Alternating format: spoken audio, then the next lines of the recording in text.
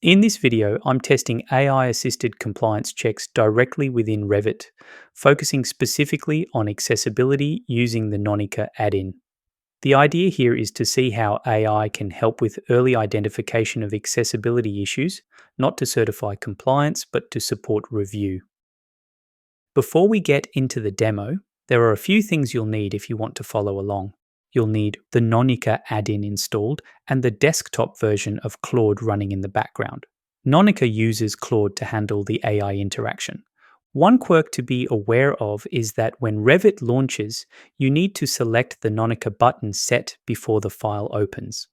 For this demo, selecting the free option is fine. For this demonstration, I'm using the older advanced architectural sample project that ships with Revit. It's a good test model because it already contains a relatively high number of elements, things like walls, doors, rooms, and fixtures, which makes it a decent stress test for this kind of analysis. To launch the AI, I'm opening the Nonica panel from the Nonica tab and selecting the AI button. A couple of things to check here. Make sure the toggle is switched on, and if you're using the free account, just be aware that you're limited to 75 AI calls per day.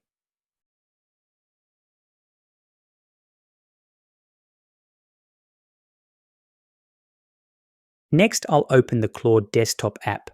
This step is important because it confirms that Claude is running and connected to Revit. If I click the plus icon and I can see the option to add content from Revit, from here I can either write a custom prompt or use one of the predefined focus areas. For this demo, I'm selecting the preset that looks for wheelchair access issues. To proceed, two inputs are required. The first is the view context, either a specific view or the active view if I leave it blank. The second input is the building code. In this case, I'm referencing AS 1428.1, so the AI knows which rules to apply. Once that's set, I can start talking to the model, so to speak. The key with prompts is being clear about scope, task, and standard. I'm not asking a vague question like, is this compliant? I'm asking the AI to identify potential issues that need review. At this point, the AI starts analyzing the model geometry visible in the active view. The first thing it does is identify how many rooms fall within that scope. In this case, it finds 91 rooms. That immediately narrows the problem. It's no longer looking at the entire model, just the rooms that matter here. From there, it looks at the doors associated with those rooms and begins checking their properties.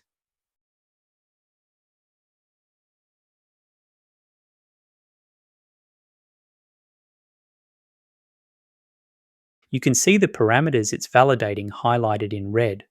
This is a fairly detailed operation, and doing this manually across this many rooms would take hours, if not days.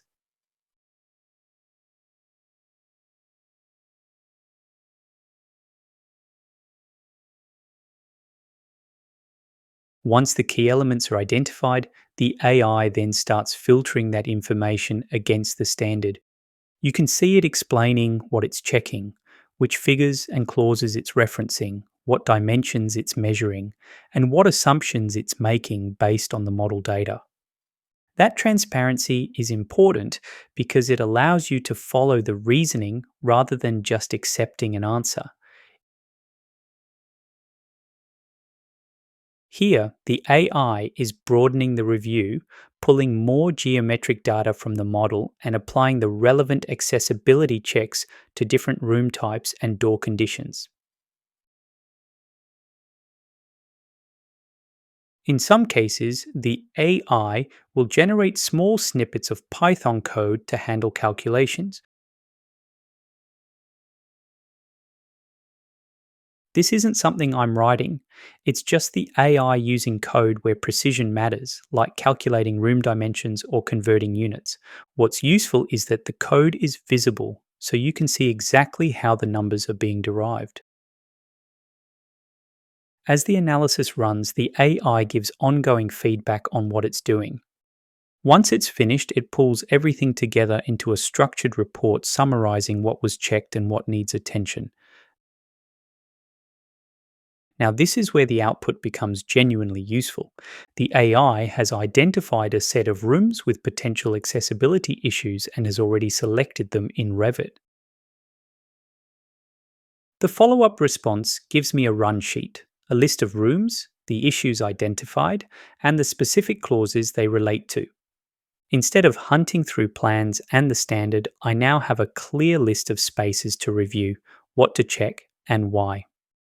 The value here isn't that the AI is making decisions for you, it's that it helps you find the things that actually need your attention, early and consistently. From there, the way you get the most out of the tool is by asking follow up questions. The AI has flagged this toilet and identified the clauses. Now I'm using a focused follow up to drill into this space and test those requirements properly. Now I'm following up with a prompt that's specific to this toilet. This prompt asks the AI to assess the active view against the relevant wheelchair access requirements using AS 1428.1 as the reference. At this point, the AI is cycling back through its logic, rereading the room and doors in this space and applying the same checks, but now at a much more focused level so we can speed this up. This is an important moment because it shows how the AI is actually reading the model. That clear opening is 862 millimeters, which is pulled directly from the door parameters, which isn't something you'd necessarily pick up just by looking at the plan. Now the AI is collecting all the fixtures in the room and checking whether any of them interfere with circulation or clearances.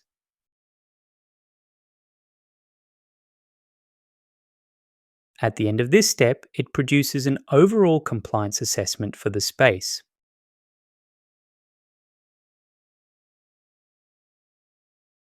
The AI concludes the space technically complies, but flags the door width as borderline and the fixture density as a concern, which is quite funny. It shows that the AI is quite prescriptive. It checks rules, dimensions, and thresholds very literally, but it doesn't replace professional judgment. Now let's test a close call.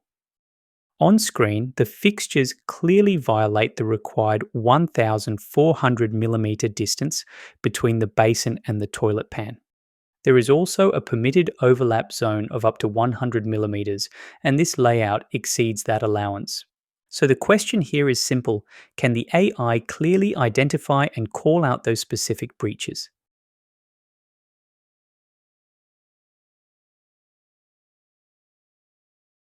At this point, the AI captures the critical dimensions directly from the view. It's reading the measured distances between the fixtures and comparing them against the specific thresholds in the standard. It identifies two clear issues. First, the circulation distance is 1395 millimeters, just 5 millimeters short of the required 1400.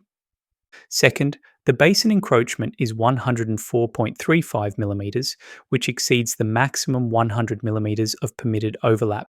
I've found this to be the most useful way to work with AI. It's important to remember that AI will always be quite literal, and there's no substitute for professional judgment. This isn't here to replace you. It's a support tool that, when used correctly, can help you find and resolve issues faster.